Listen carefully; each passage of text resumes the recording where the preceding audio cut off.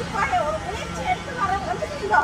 இதை வந்து நீங்க நிரந்தர தீர்வு கண்டால் மட்டும் இதை கை விட்டு நீங்க இந்த கேட்டை தாண்டி வெளியே போகணும். நானே சொல்றேன், ஏன்னா உடம்புல இருக்கும்போது நான் எவ்வளவு அவஸ்தைப்பட்டுக்கிறேன்னு எனக்கும் தெரியும். அதனாலதான் உங்களை நான் பார்க்கறதுக்காக இங்க வந்தேன். சரிங்களா?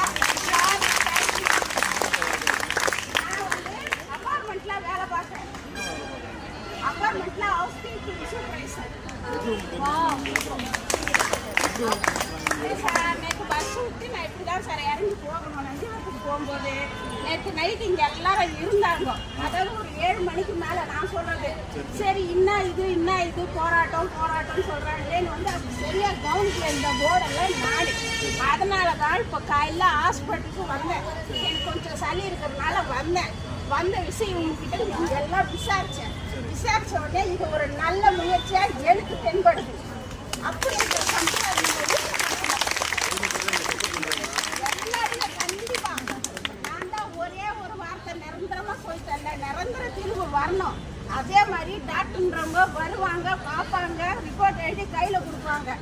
அந்த பேஷண்ட் கிட்ட நீங்க எல்லாரும் தான் பக்கத்துல இருக்கீங்க 24 hours. அப்போ உங்களுக்கு வந்து கூடியிருக்கீங்க.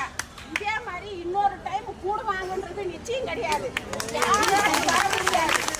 அதனால எல்லாரும் கூடி வந்திருக்கிறதுனால இதுக்கு ஒரு தீர்வு காணாம கேட்டு விட்டு நீங்களே போறேன்னா கூட உங்களை யாரும் அனுப்பாட்டேன். நான்